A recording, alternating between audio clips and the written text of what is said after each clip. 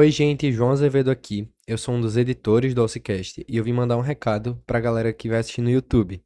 Aconteceu um problema na gravação desse episódio e as câmeras ficaram travando. Mas enfim, isso não vai atrapalhar em nada a experiência, é apenas um aviso pra vocês. Espero que gostem e aproveitem o vídeo.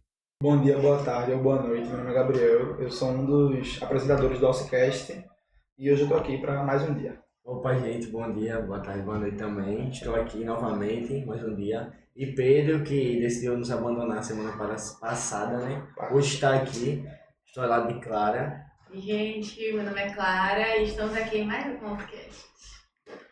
Fala galera, os meninos estão com preguiça hoje, estão falando bem baixo, né? Gabriel meteu um oi, bom dia, tentou fazer uma voz assim mais encorpada, eu não Só tô entendi com isso. sono. Eu não entendi esse processo, mas enfim. Meu nome é Pedro, professor de Geografia aqui do Auxiliadora e estarei aqui nesse processo junto com eles, né? Hoje, triste, né? Porque o meu clube, ele gosta de farrapar. Vocês gostam de falar de futebol, né? Sempre, futebol sempre encaixa, mas é isso. Sempre. Mas aí hoje a gente tá com um convidado massa, né? Que assim, eu só vou chamar de Vitinho, eles só te chamaram de antropólogo. É bem louco, assim, eles falam, não, pô, a gente vai trazer um antropólogo, massa, quem é antropólogo? Aí Yasmin, é Vitor, pô, Vitinho, pô. Aí eles, antropólogo, aí eu. Irmão, velho, eu não sei quem é antropólogo, eu não sei. São amigos há 10 anos, viu, Como a gente? gente te vê como Vitinho. Vitinho demais, né? Pedro quer que a gente chame de Vitinho. Não, e o cara agora nessa vibe aí, cabelo branco e pá. E meu irmão, inclusive, Calma, Vitão. ficou, oi. Dá pra meter a pala 40, então, fácil. Pois é, eu gosto de passar foto assim. Mas enfim, estamos aqui com o Vitor. Se apresenta aí, cara, pode ficar à vontade. Então, oi gente, tudo bem? Meu nome é Vitor Azevedo, eu sou museólogo, músico e também estou fazendo mestrado em antropologia, terminando já. Desenvolvendo uma pesquisa bem legal que eu achei que eu vou conversar sobre isso um pouquinho também. Voltando agora para a gente poder dizer o tema, deixa eu tentar preparar meu trava-língua aqui. Como o Pedro disse, a gente está com um antropólogo e a gente vai falar sobre a importância da antropologia, viu?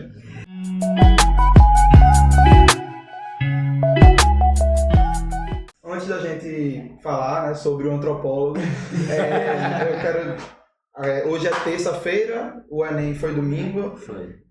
Como esse é o primeiro podcast da gente pós os 2 dias de Enem, para dizer para vocês aquele mesmo recadinho que a gente tinha dado nos últimos vídeos, né, nos últimos podcasts, que a gente espera que vocês tenham conseguido alcançar seus objetivos.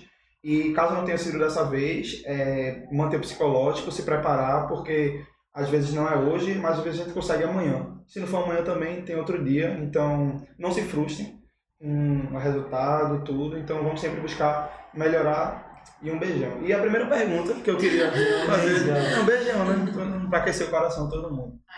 Primeira pergunta, gostaria de saber do senhor, o que é antropologia? E eu prometo que eu vou parar de usar essa palavra, que eu não aguento mais, eu tô fazendo força, porque eu não consigo falar essa palavra Essa hora da sem tarde, né? Então, a antropologia é uma área que eu descobri por conta do primeiro curso que eu fiz, né? Que é a museologia, que na Universidade Federal de Pernambuco eles estão no mesmo departamento. E a antropologia era um curso que eu tinha um pouco de dificuldade de entender também o que é que era, porque, enfim, eu não conhecia antropólogos, não fazia parte do meu convívio, né, esse tipo de pessoas que têm essa profissão, né? Mas a antropologia é uma área que ela está dedicada a estudar diversos grupos sociais, culturas, né, crenças. Então, é uma área que, na realidade, tenta ver de uma forma mais localizada alguns tipos de grupos sociais para entender o macro também, né? Entender essas culturas, entender essas crenças, né? Formas diversas de se expressar e de viver, né? No mundo. Então acho que é mais ou menos por aí, de uma forma bem resumida, assim, para tentar ter uma compreensão geral do que é antropologia, é isso. E a museologia? Funciona mais ou menos como também? Que Então, você falou que ela, eu fiquei sem poder saber. A museologia é um curso que é pouco conhecido no Brasil. Aqui em Pernambuco só tem um curso, né? Que é na Universidade Federal de Pernambuco também. E a museologia é uma área que está dedicada a estudar essa área de cultura, de patrimônio, memória e também de uma aplicação nos museus. Né?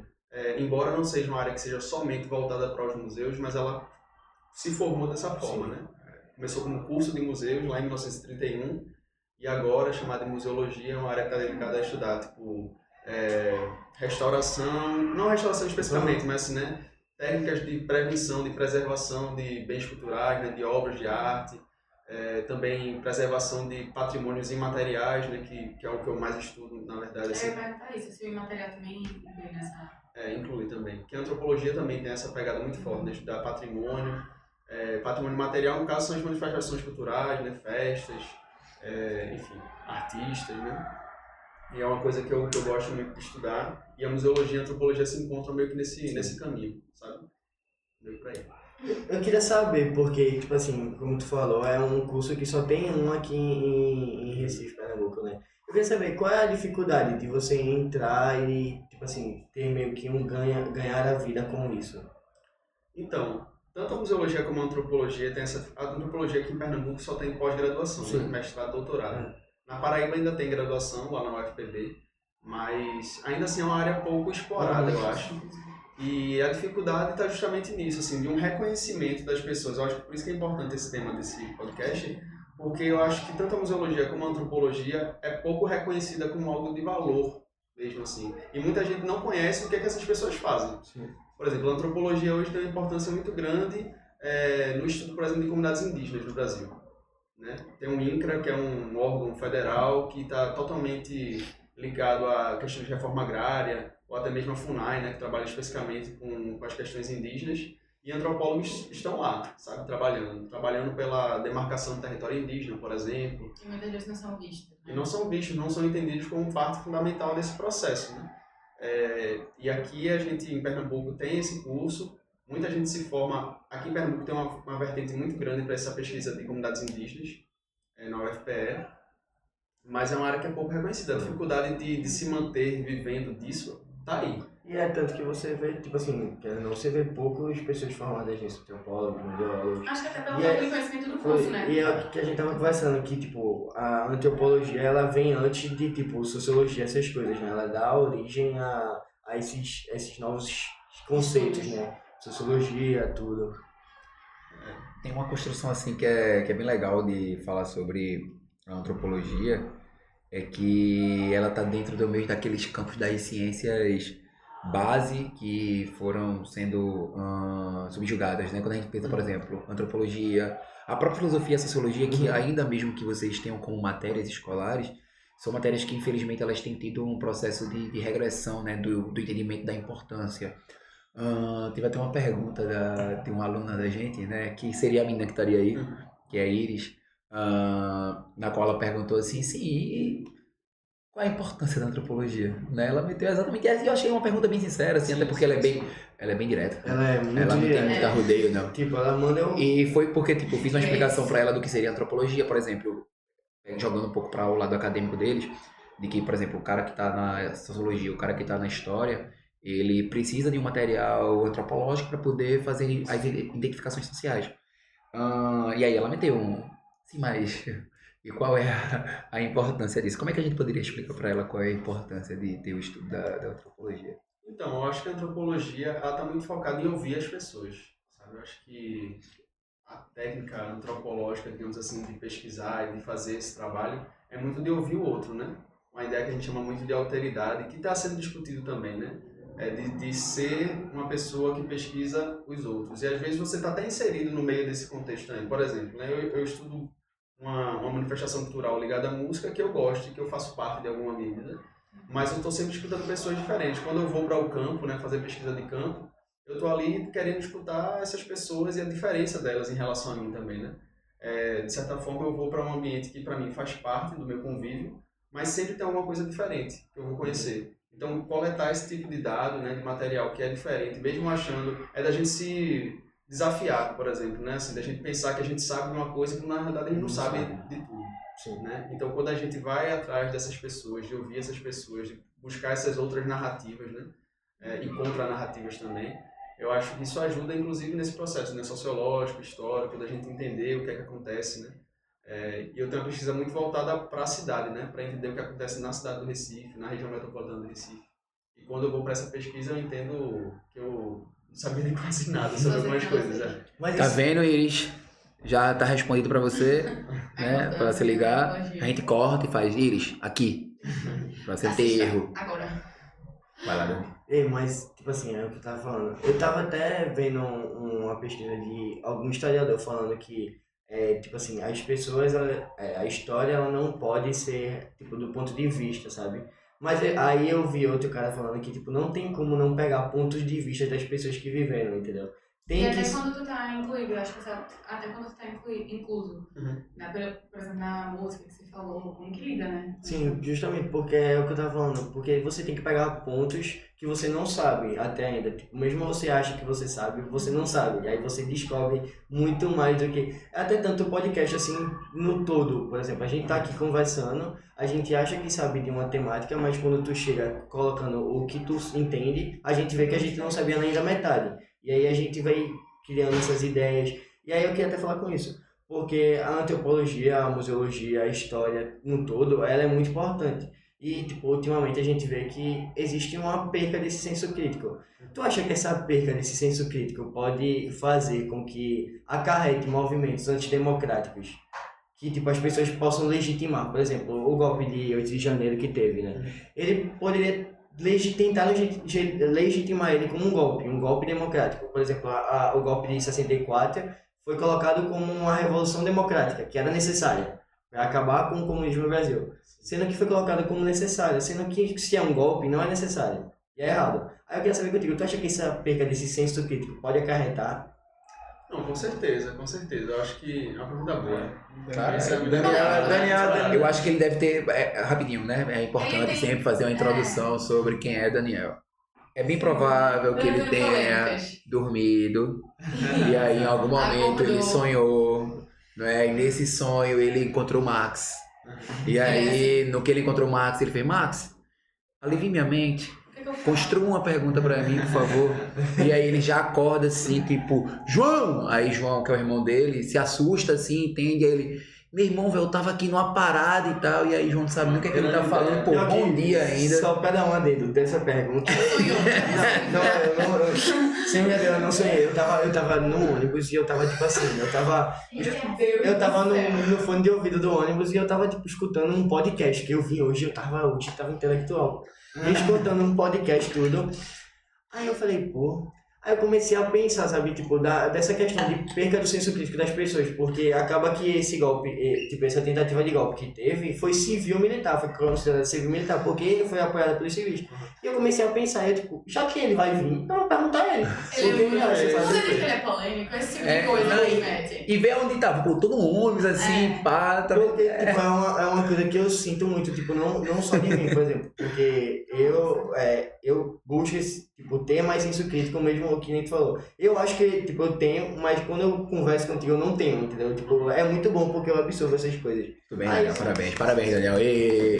Mas é importante essa pergunta porque o ataque à democracia passa também por um ataque às universidades, né? E se eu for parar para refletir assim, sobre a minha vivência, que já vai, sei lá, para quase, sei lá, 6 anos de universidade pública, constantemente existe esse ataque à universidade, né? De que quem está fazendo, principalmente a área de humanas, né? Quem está nessa área não serve para nada, só quer saber de vagabundagem, esse tipo de coisa. Então o ataque ele começa daí, né? Ele começa tentando minar essas conquistas sociais importantes até chegar na Praça dos Três Poderes e quebrar tudo, né? Então acho que a perda desse senso crítico tem tudo a ver com isso e deslegitimar essas áreas, né? História, sociologia, antropologia, geografia, todas essas, a geografia até menos eu acho, em comparação a essas outras áreas, mas ainda assim sofre, né? Porque está dentro das humanas. Então é um ataque que pega um todo, né? Assim, a gente fala democracia, mas tem essas instituições que fazem parte. Que parece coisa pequena, mas quando vai ver no geral, É muito, causa grande impacto, né?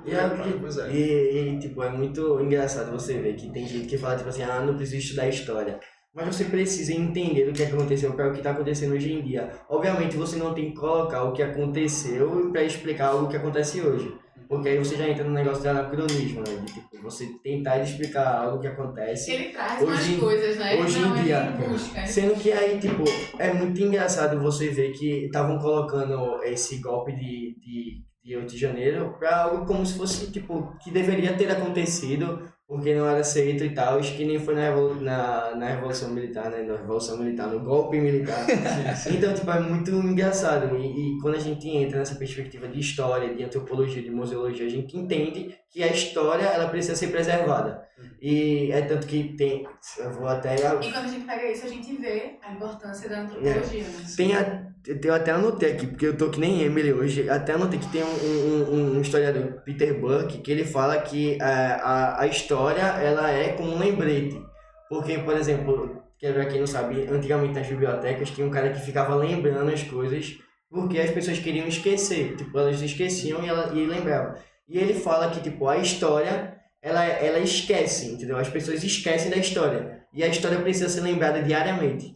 E uma coisa importante sobre isso, assim, quase que devolvendo uma pergunta, vocês acham que é importante a gente lembrar desse caos que aconteceu dia 8 de janeiro? Eu acho que é importante. Eu acho que é muito importante. É tipo, quando a gente começa a estudar, a gente fez um trabalho muito bonito sobre a ditadura militar.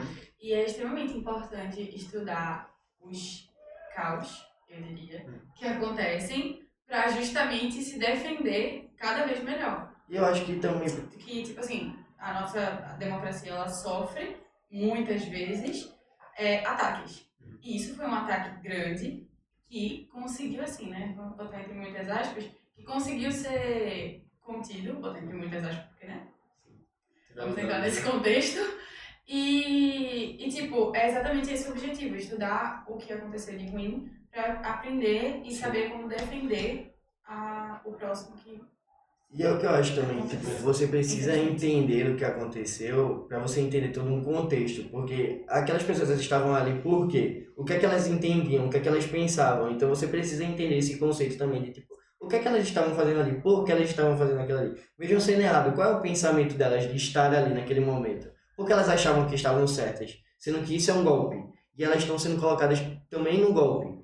Que aconteceu em 64. E eu tenho certeza que essas pessoas, algumas pessoas dessas, devem ter pensado, tipo, o golpe militar foi errado, mas você está fazendo igual. Então eu acho que precisa ser entendido esse contexto. E que nem ela falou, a democracia, hoje em dia, ela está muito frágil, né? Ela está fragilizada e é Então, bora lá. Só para poder a gente também não cair naquele dilema de ficar construindo as informações, até porque se a gente está tratando a ideia de um podcast, é importante que a gente jogue as informações para que quem tá ouvindo construir. Claro que a gente também não vai... Sim. Até, pô, a gente tá aqui por professor de geografia, a gente tá com um cara antropólogo, para poder ficar...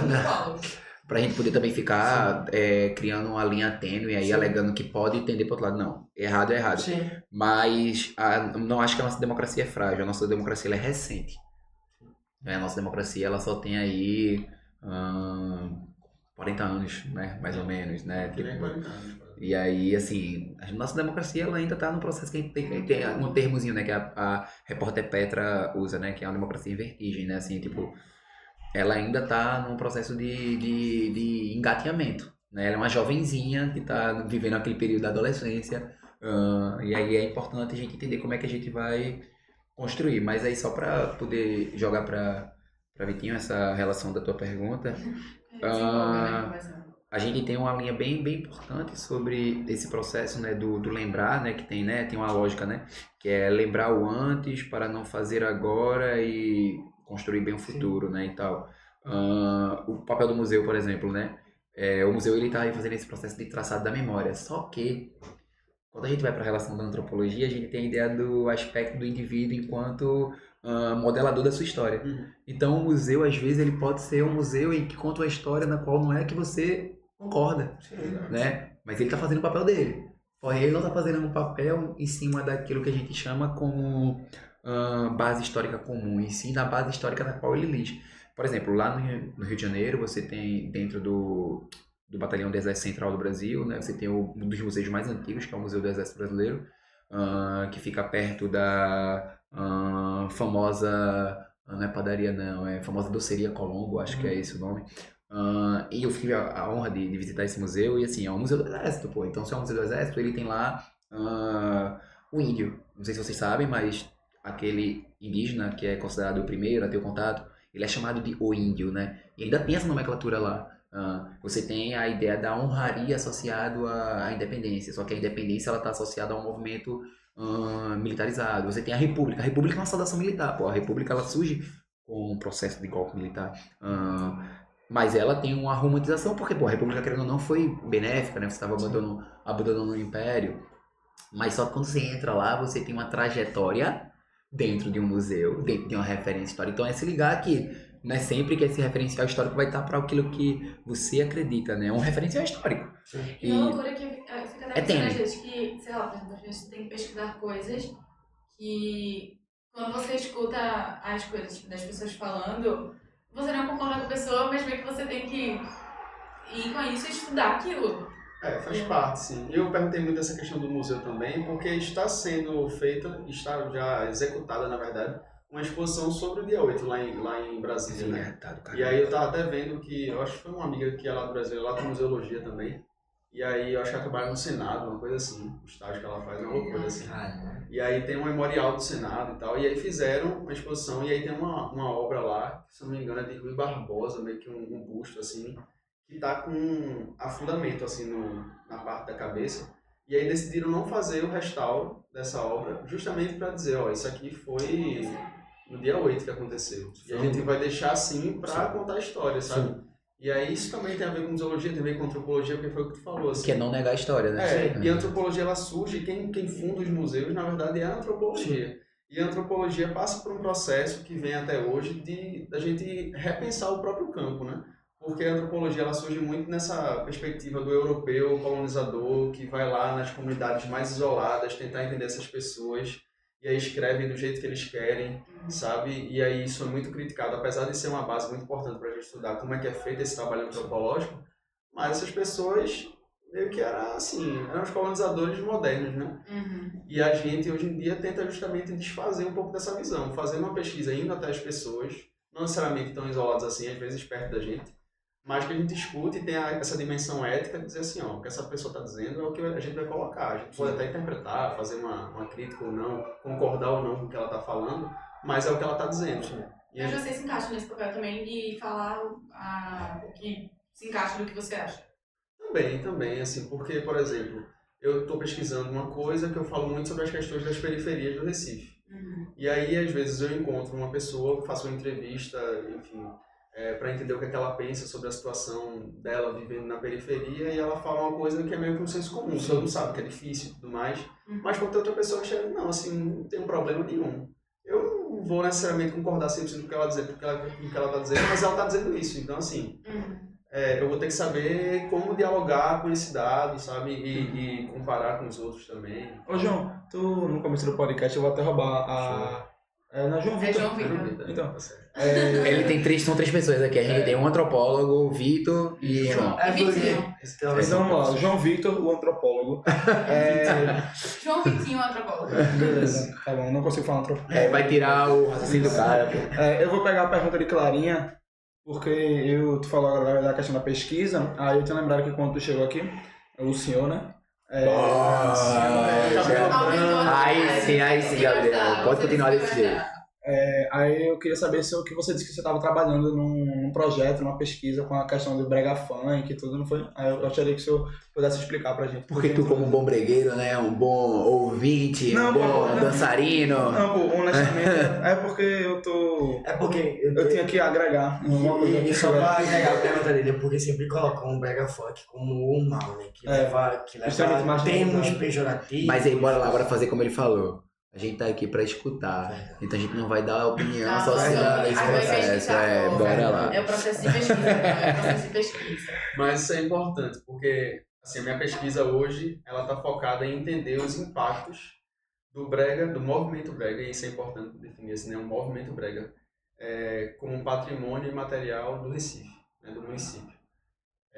Por que movimento brega, né? Porque nessa lei que foi, né, enfim, que se tornou patrimônio, o que virou patrimônio é um conjunto de pessoas, né? Não é somente o gênero musical. Então é um conjunto de pessoas que estão envolvidas artisticamente, culturalmente, né? E economicamente. Então são pessoas que são artistas, mas são pessoas, por exemplo, que trabalham vendendo bebida na frente de show. Pessoas que fazem figurino para quem vai se apresentar. O motorista do ônibus do artista, sabe?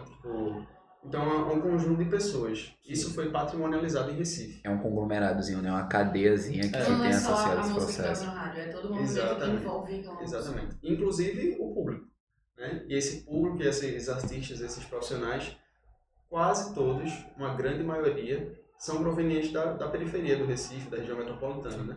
Então eu tenho que entender esse impacto, né? dessa lei na vida dessas pessoas. E isso entra nessa questão, né, do que a gente concorda, do que a gente não concorda, porque, por exemplo, existe um senso comum para muitas pessoas, na verdade, que o brega funk é uma coisa que deturpa a moral da sociedade, porque fala muito sobre questões Objetifica a mulher. objetifica a mulher, questões de sexualidade e tudo mais, enfim. Entra em várias questões sensíveis, né, pra gente. E quando eu chego para conversar com um artista de brega funk, ele fala, pô, mas isso aqui mudou minha vida, sabe? Então, assim, entra um debate, um conflito, digamos assim, né, do que é importante e o que é que não é importante da gente consumir muito forte. E, assim, eu por gostar de brega, né, por escutar brega funk eu escuto pouco, mas, assim, eu entendo a importância e tudo mais. Sim. Não é aquela coisa que faz parte do meu cotidiano, tá escutando o tempo inteiro, mas até faz, né, indiretamente, porque meus vizinhos escutam o dia inteiro, assim, a gente cresce.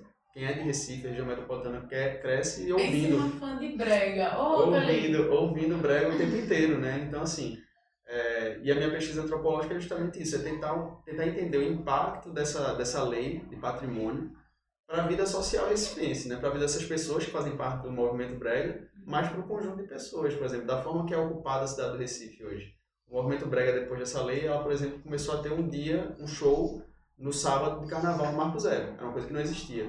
A partir dessa lei começou a E é uma conquistar centralização, né? Assim, não é uma galera. o cantor vai abrir o show para um cantor externo, não. O nome do show é Recife Capital do Brega. Todo sábado de carnaval. Verdade. Olinda fez uma lei que toda sexta-feira de carnaval vai ser uma noite de brega. Nem Recife fez isso. E Olinda fez, assim, sabe? Tipo, digamos assim, é um impacto já, né? Que a gente consegue observar, né, de oportunidade. Assim, a pergunta que eu tenho é como que chegou na tua cabeça de pensar assim, não, aconteceu essa lei? Hoje eu vou pesquisar sobre isso agora. Inclusive, eu tenho até uma pergunta junto dessa, porque assim, eu conheço o Vitor, né? Da parte dele, pivete. Eu ia perguntar isso, eu sei o que eu falei. Não, e aí, tipo, ele pivete lá na escola, ele não tinha nada a ver com um cara que Não sei. poderia, primeiro, fazer museologia. Nem eu. É. Fazer isso. E segundo, que fosse para o lado do brega, né? Até porque eu acompanho o Vitor, assim, já falei para eles, inclusive, sobre a pesquisa lá, ele compondo. Eu ia falar isso. Não, ele canta muito, sim. Ele Tipo, elogiou. as letras dele são letras que estão muito inseridas dentro daquilo que a gente conhece como MPB. Que, inclusive, eu acho que o brega, ele entra nesse processo de aceitação dele como MPB, né? Porque Exatamente. tem uma dificuldade da galera entender que é música popular brasileira. Então, se é popular, porque, por exemplo, a MPB, ela surge do samba. É um movimento popular. Não é a MPB que chega primeiro e depois o samba chega, né? Se for na linha lógica. E aí, como é que, tipo, tu despencou? Então, não sei nada. E assim, a pergunta também, porque como o Pedro falou, ele disse que tu era músico. Mas será que teve alguma relação? Cara era não, pô, cara era. O cara é, pô. desculpa. Não, é porque era porque quando Entendi. novo... Não, tudo bem, pô, o cara abandonou a carreira. Tô brincando, cara. Ele pode não, cara, Enfim, porque se tinha alguma relação com tu ser músico, ou do nada surgiu isso, como é que foi isso? Então, na graduação ainda em museologia, eu queria muito associar meu lado musical com o lado do patrimônio, da memória, que eram as áreas que eu mais gostava na museologia, né? E aí teve uma disciplina que eu fiz chamada Cidade, Patrimônio e Musealização. Era para pensar justamente os processos patrimoniais dentro da cidade, né? E como a gente meio transforma a cidade num museu, digamos assim. E aí o trabalho final dessa disciplina era para apresentar algum tipo de trabalho, assim, juntando referências que tinham no meio das aulas. E eu tentei fazer um trabalho pensando a importância dos patrimônios, por exemplo, do movimento brega, que tinha acabado de ser transformado em patrimônio em 2021. Isso foi no final de 2021, essa pesquisa que eu fiz, relacionando com o movimento Mangue Beat. E aí eu tentei fazer assim, a importância desses dois movimentos para a cidade e como um se tornou patrimônio assim, pela lei e o outro até hoje não é. Sim. Sabe? Dessa forma, né? Com esse reconhecimento através da lei, né? Inclusive nessa parte aí, você sei que vai ser uma quebra do teu raciocínio, mas assim, eu sou um fãzão assim, do movimento Mangue Beat e daquele tipo Não sei se você reparou. que pesquisa o negocinho da gente aí. Sim. Mas a gente vai ter uma briga muito grande ali no início dos anos 2000, que é do vocalista do Peixe, né? Que é como ele descaracteriza o movimento brega, né? Que é assim, o que o Mangue Beat lutou nos anos 90, o brega tava lutando nos anos 2000. E o que o Mangue Beat ganhou de espaço, a mesma galera dentro do Mangue Beat começou a descaracterizar justamente por essa briga. Que eu não sei se ainda é pra uma briga de ego, né? Eu não quero ser o cara que vai falar sobre isso, principalmente porque eu sou muito fã do coisa, mas a gente, eu não sou aquele fã cego, né? A gente tem o processo de entendimento sobre construção. Mas dentro da tua pesquisa, né? Como é que o brega ele foi sendo retirado do cenário de importância? Por exemplo, a gente tem Reginaldo Rossi, que é o rei do brega, nacionalmente falando. Mas nos anos 2000 a gente teve esse conflito aí de interesse. Até hoje, né? Inclusive, de se botar Alexandrina. E aí, mas tá tudo ligado, né? Assim, essa pesquisa surgiu a partir disso. Depois eu fui conversar com o meu orientador e disse, tô pensando em fazer isso pro TCC. O que é que tu acha? Ele abandone o movimento Mangue Beat, porque já tem muita coisa produzida e vai ser um trabalho muito grande. Foquem no brega. Aí eu tô certo. Aí a partir daí eu comecei a investir mais no brega e realmente, se eu fosse fazer os dois, ia ser um trabalho muito grande. 50 horas de trabalho no mínimo. Pois é, e foi um trabalho até grande só com brega, assim, porque era muita informação, né? Mas é isso, assim, eu acho que o movimento brega ele passa por um processo de... O pessoal tenta minar, eu acho, um pouco, muito por conta da... Assim, porque o brega ele foi visto por muito tempo como essa coisa, né? Cafona, né? Vem desse negócio, né? De ser cafona, de ser pouco intelectualizado, de ser uma música fútil, exatamente, assim, de ser uma coisa meio... Qualquer um faz, uma coisa meio, sabe, menosprezando, né? Enquanto a MPB é visto como aquela coisa mais elitizada, é Caetano Veloso, é aquele intelectual que faz uma letra difícil, que toca muito bem violão e que canta para um intelectual escutar, tipo, não, assim, Caetano Veloso, eu amo Caetano Veloso. Eu gosto muito, mas se a gente for analisar direitinho, ele é cantor de acadêmico, pô. Exatamente. Ele é cantor de acadêmico. Exatamente.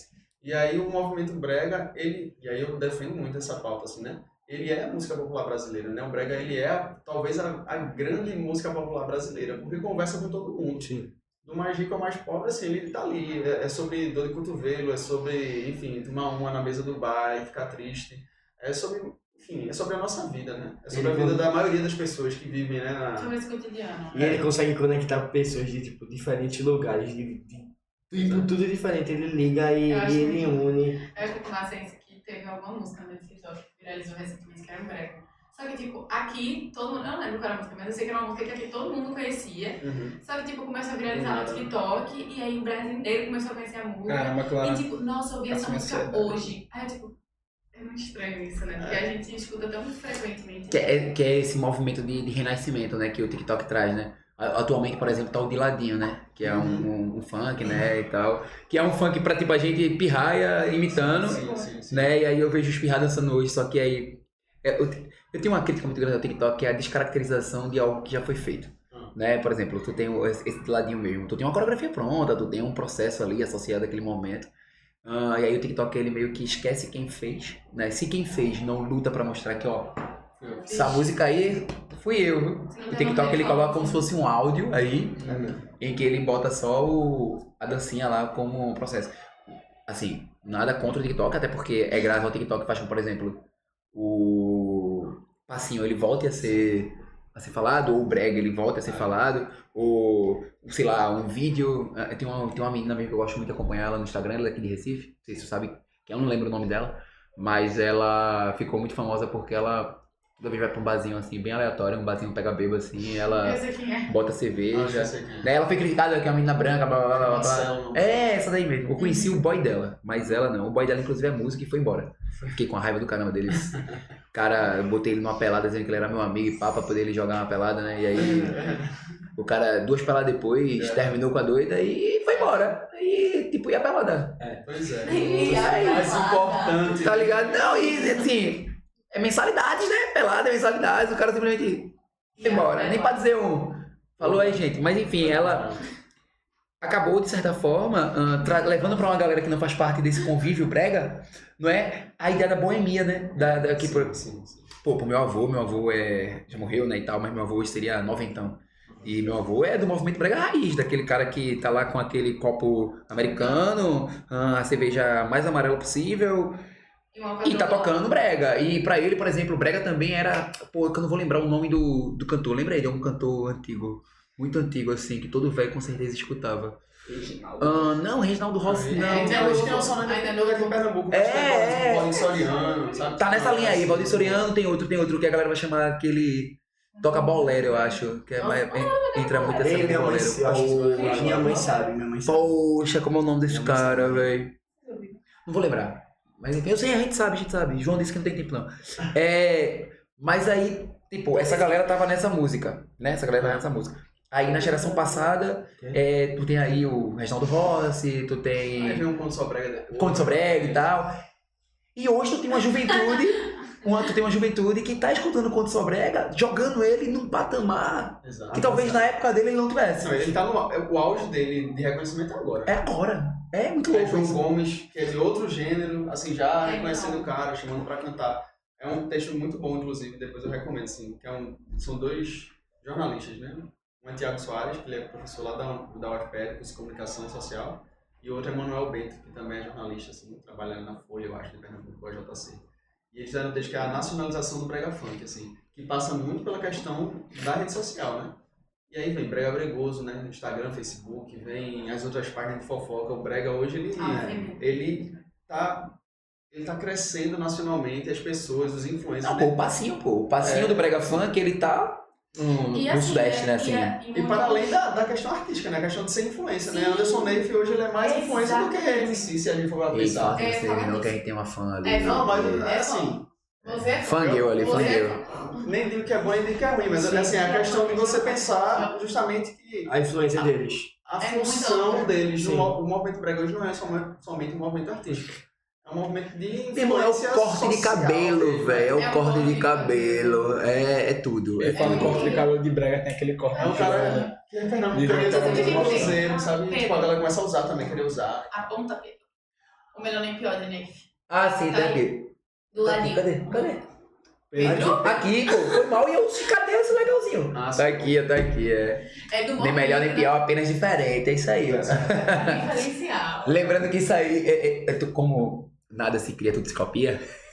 Esse nem melhor nem pior, apenas diferente, faz parte de desculpa, mas MC Massinho, DJ Malboro, década de 80, que ele tinha uma música, né, que é nem melhor nem pior, apenas diferente, pô, de Cabo Frio, demorou a fechar com a gente, enfim, era uma música dos caras lá e tal, e aí não achem que foi ele. Agora- Assim, esse símbolo pode até ser ele, mas, eita, poxa, mas nem melhor nem pior. Agora só que João tá ali falando do final do programa que eu tenho.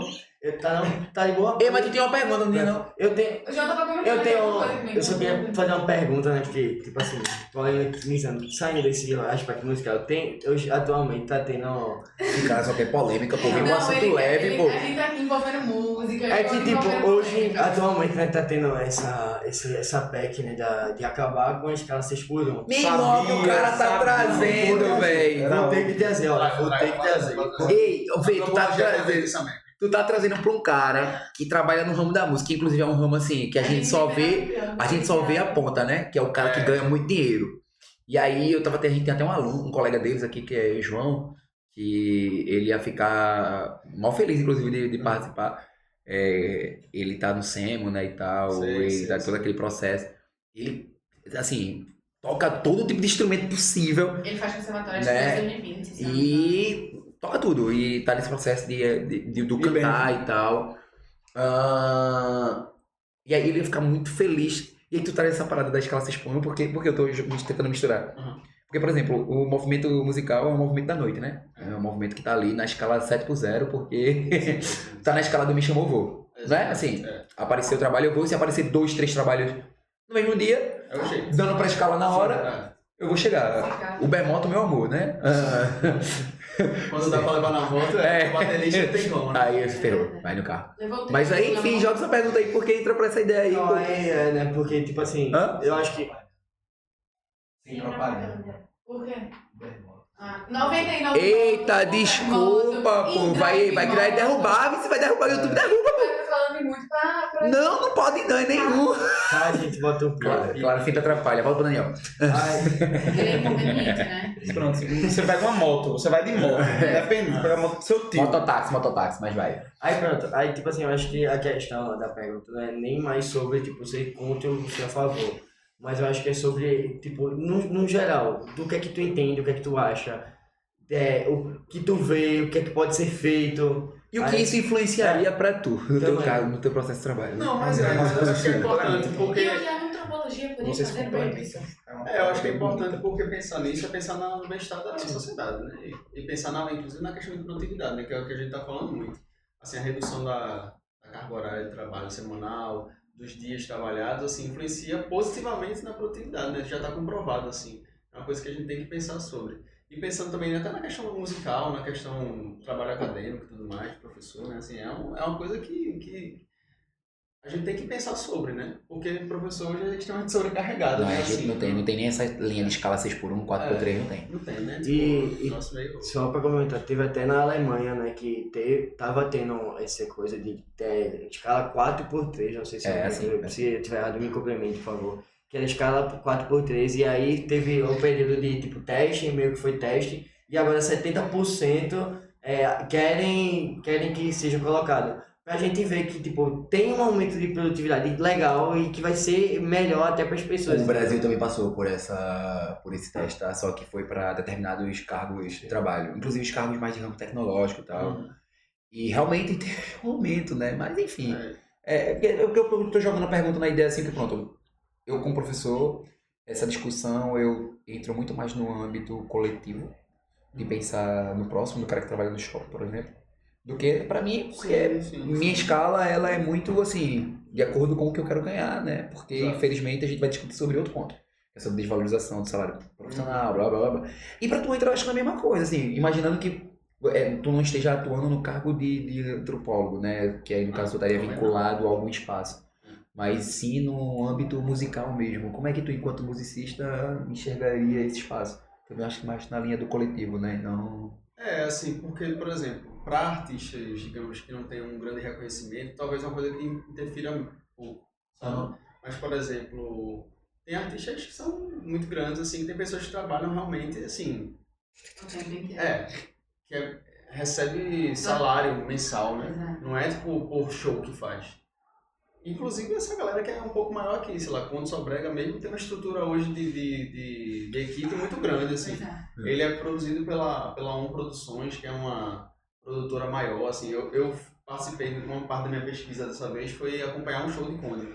Foi mês passado e tal. Aí, tipo, eu acompanhei do palco e tal, foi um negócio bem, bem massa, assim. E eu queria ter trocado uma ideia com ele, mas não consegui, assim, porque, enfim, ele também já tá com 70 anos, eu acho. E já tá numa fase da vida que ele sai do carro para o palco, do palco pro carro e acabou. Se tirei uma foto com ele, assim, porque foi o que deu. Mas o meu foco foi conversar, por exemplo, com o motorista do ônibus dele. E aí fiquei lá trocando uma ideia com ele, acho que é Anderson o nome dele.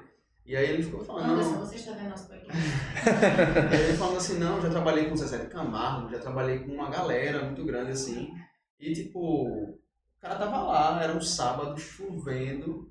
E ele tava lá, tipo, esperando o show acabar pra levar os músicos, sabe, de volta. A hora qual, né? Assim, tipo, quem vive de música... Eu trabalho desde os 14, 15 anos com música, assim. Eu sou condicionado a dormir tarde. Eu não consigo dormir cedo, assim. Quando eu durmo antes de meia-noite, pra mim é uma vitória muito grande. Porque eu só sei dormir depois de meia-noite, assim. Porque desde a minha adolescência, desde que eu tava na idade de vocês, na escola, terceiro ano, eu coincidia a escola com trabalhar final de semana, principalmente sexta, sábado, domingo. Um show, assim. Era corrido, era loucura, mas... É uma coisa que é importante a gente pensar, e a antropologia é importante nisso, porque são formas de vida diferentes, né? Sim. E às vezes a gente só tem a visão do cantor que tá ali, né? Mas a galera que tá por trás é... Em relação a todos os trabalhos, né? Todas as funções, assim, a gente se acostuma a ver, assim... Eu tava até vendo uma postagem dizendo, assim, que os direitos, né, foram conquistados ao longo do tempo, né? Assim, sei lá, 13º foi conquistado ao longo do tempo, e na época o pessoal criticava. Salário mínimo, não, a gente não tinha, foi conquistado, né? E a escala é a mesma coisa, assim, o debate ele precisa existir porque a gente está condicionado a ver isso, porque a gente só conhece isso, né? E não é uma vitória para um, não é uma vitória para todos, né? Exatamente. Assim, é uma vitória inclusive para quem contra. Exatamente. É que é importante entender isso, que eu acho que isso é o que entra inclusive no entendimento do indivíduo como indivíduo, né? Que assim, ó, Daniel é a favor, mas Clara é contra, mas ambos trabalham no mesmo local. Então a vitória de Daniel vai ser uma vitória para Clara. E só não é? isso. Então, e entra nessa linha. E também é até uma vitória, assim, para todos os estudantes jovens do país também, né? Porque CLT, todo mundo pode entrar nisso. E também é uma vitória para todos nós. Gente, eu posso abrir uma pergunta que o João fez aqui, voltando pro Brega. Ele falou assim, ele falou para perguntar qual o objetivo da tua pesquisa hoje. Então, a pesquisa tem como principal objetivo estabelecer uma visão crítica, mas, sobretudo, assim, tentar entender a partir dessas pessoas, ouvindo essas pessoas, o que elas têm a dizer, se a patrimonialização ela é eficaz ou não, nos moldes atuais do sistema que é assim, executado pela Prefeitura do Recife, porque é uma pesquisa muito localizada nesse lugar. Tem outros tipos de patrimonialização. A nível federal, eu participei de uma que foi finalizada esse ano, por exemplo, que era sobre as parteiras tradicionais do Brasil, que é uma coisa que muita gente associa à área da saúde, mas é uma área que a gente defende como cultural. É uma prática ancestral que é feita por muitas mulheres, muitas delas quilombolas, indígenas, e esse ano a gente conseguiu finalmente transformar em patrimônio nacional do Brasil, né, através do IFAM, como um patrimônio, a prática e os saberes delas, né, o ofício de parteira. Não é necessariamente a parteira em si, mas o ofício delas, né, que é trazer pessoas ao mundo da forma que elas trazem, utilizando os recursos naturais, né, que elas utilizam. É aquele conhecimento que é passado de mãe para filha, geralmente, né, sempre entre mulheres. E aí a gente transformou isso em patrimônio. E esse processo durou praticamente 10, 12 anos para acontecer. Foi feito um extenso material de pesquisa, um dossiê, que eu ajudei a escrever o texto histórico lá, assim, mais, sei lá, 200 páginas, entrevistas que as pessoas foram lá, em Goiás, Amazonas, Amapá, sabe? Foi feito em vários lugares do Brasil. Só que aqui na Prefeitura do Recife, esse processo de transformar em patrimônio material é feito através de um projeto de lei. Um vereador daqui de Recife foi reeleito agora, Marco Aurélio Filho, que é um cara bacana, assim, que fez um projeto bacana, só que ele fez esse projeto e tiveram mais 54 projetos, mais ou menos, que foram feitos nesse período por outros vereadores também, que basta ter uma aprovação dentro da Câmara dos Vereadores e uma sanção do prefeito. Isso não é discutido, digamos assim, com um corpo técnico, sabe, com pessoas, com um grupo de pesquisa. Pouco é escutado essas pessoas, né, que fazem parte desses movimentos. Que de fato estão dentro Pois disso, é, né? e o principal, né, entender quais são os planos de salvaguarda, né, para a gente manter preservando essa cultura, né, porque isso é o grande interesse, assim, porque beleza, virou patrimônio, mas e aí, o que é que vai ser feito com isso? Né, quais são os impactos? O que é que vai mudar na vida dessas pessoas? Será que vai ter alguma diferença ou não? Aqui em Recife, por exemplo, teve outras coisas que foram patrimonializadas. E aí virou uma coisa meio eleitoreira, assim. A Marcha para Jesus virou patrimônio do Recife. A música gospel virou patrimônio em Recife. Tentaram até fazer com que o crossfit fosse patrimônio aqui em Recife.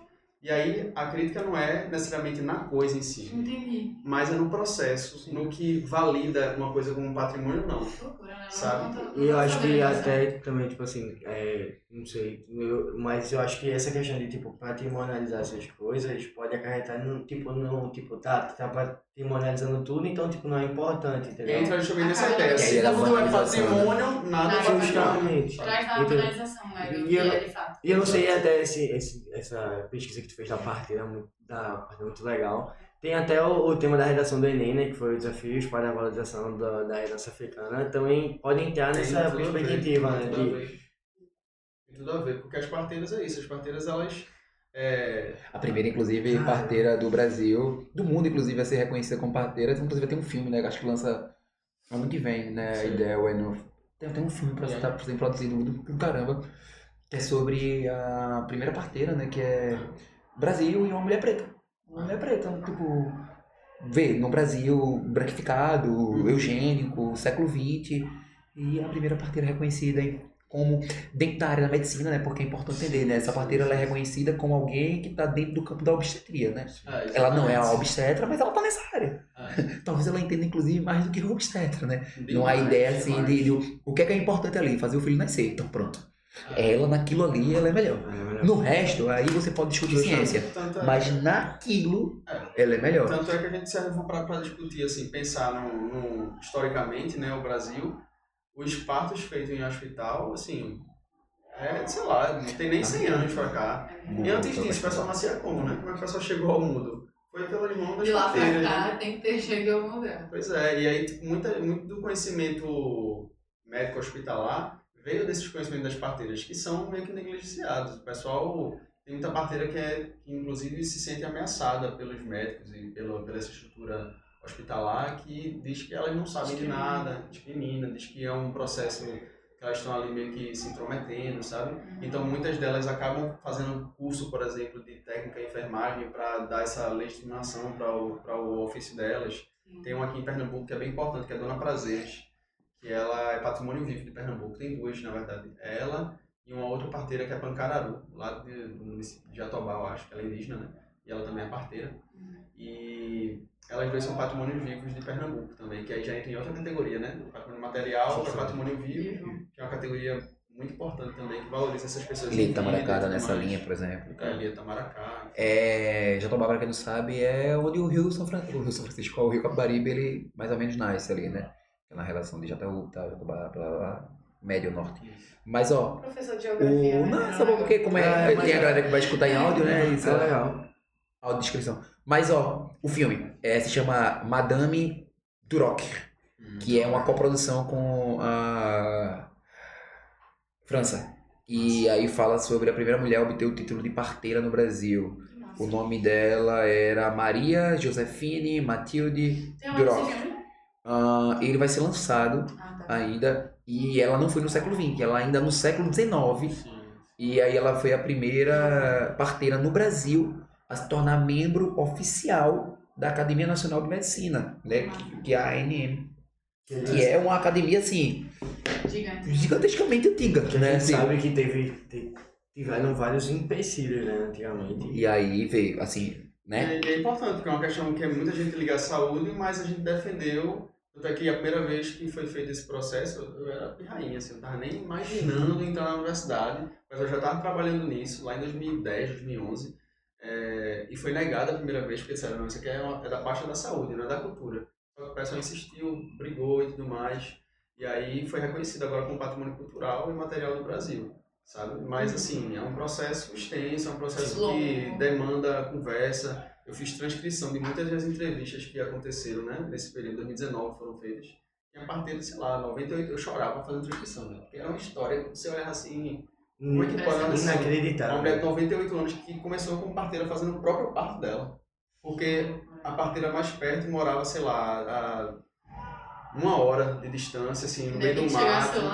E o E parto vai aí acontecer, o né? marido foi de bicicleta de 11 horas da noite atrás da parteira, quando voltou ele já tinha nascido, já ela fez o próprio parto e é isso. E a partir daí ela disse, não, agora eu vou começar a ajudar outras mulheres, sabe? E aí, tipo, isso lá no interior de Goiás, sabe? Uma coisa assim, muito... Não, assim, nessas linhas assim é muito caramba. Eu tive a oportunidade de ir ali pra a Foz de São Francisco, pra Brejo Grande, e aí eu fui conhecer uma comunidade lá, né, que era como se fosse uma comunidade quilombola e tal, que vivia às margens ali do São Francisco, que agora é São Francisco de fato. E aí, o respeito que se tem à parteira da cidade. É tipo... É uma autoridade. Ela é uma liderança nata, e o máximo dessa cidade é aquela cidade que era muito movida por mulheres, né, assim, as lideranças eram femininas. Tudo bem que é porque estava muito associado à ideia de que o homem ele migrava para o trabalho, né? A Petrobras ela estava no processo de incorporação, de retirada de estrutura lá e produção de energia, mas tudo era mulher. E aí o respeito que elas tinham à parteira, tipo, a parteira ela tá ali para o parto, o resto do dia é outras pessoas. Ela é uma deusa naquele espaço, assim, porque é a ela que é concebido o direito da vida. Eu sei que o assunto da gente não era parteira, mas porque esse assunto é realmente tipo. Do cara tá lá assim, ó. Pronto.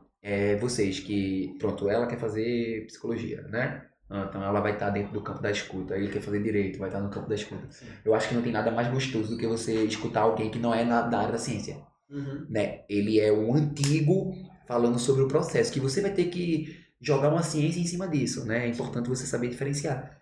Mas é muito gostoso quando você percebe que ele tá falando sobre ciência, assim, ao menos nem ele sabia que é ciência. Do cotidiano, E você fica lá, tipo, cara, como isso é possível, velho? Tá ligado? Tipo... Como é possível uma mulher fazer o próprio parto e decidir virar parteira depois disso? É bem louco, assim. E são outras formas de viver, né? E sempre volta pra antropologia de alguma forma, né? Porque, assim, estudar uma parteira dessa é estudar uma forma de viver que a gente não... Não tem contato, né? Não tem contato. E essa pessoa viveu 98, não sei se ela tá viva mais. Mas assim, ela tá viva pelo menos na ideia, né, da galera, né? Você tá aí. Então é tipo, acho que a Dona Cinésia, o nome dela, acho que 98 anos, ela tinha em 2019, sabe? Ela com certeza tá acessando o YouTube agora pra poder... E Nossa, você consegue entender várias situações em relação até à vida dela E também. a Né? gente volta pra aquele assunto que a gente tava falando no início, né? A gente vê coisas que a gente, tipo, não tinha ideia. Que a gente acha que sabe, e quando vai ver a gente não sabe quase nada. De nada. É como se botasse um filtro ali pra poder você entender algo que você só vê. E agora você vai entender, né? Pois é. É 1 hora de episódio, né? Uma hora. Eu ia meter um aqui, mas... Polêmica de... Não, eu ia meter polêmica, não. Eu ia meter... É quase um quadro, é né? que eu não lembro exatamente o filme. Chama a vinheta. Mas é aquela fala, né? Só sei que nada sei. É esse Tudo bem, aí. Ele tinha que mais soltar vezes o... ele complexifica demais, outras vezes ele reduz, mas assim, é sempre na medida. Não, mas é porque eu lembrei dessa, pô, sem brincadeira, eu lembrei. Esse cara, meu irmão, ele é o melhor. Eu que agradeço. Rapinho, pode dar uns toques finais aí, tipo... Eu ia falar, né? Não, mas enfim, é isso. Queria agradecer também o convite, né? Eu acho que esse é um passo massa. Eu gosto muito de voltar para a escola, apesar de não ter feito licenciatura e talvez não ir para esse caminho assim, de voltar da aula da escola. Cuidado, que quando se diz isso, Por isso que eu falei, talvez. puxa. Né? Mas assim, é um ambiente que eu gosto demais, assim.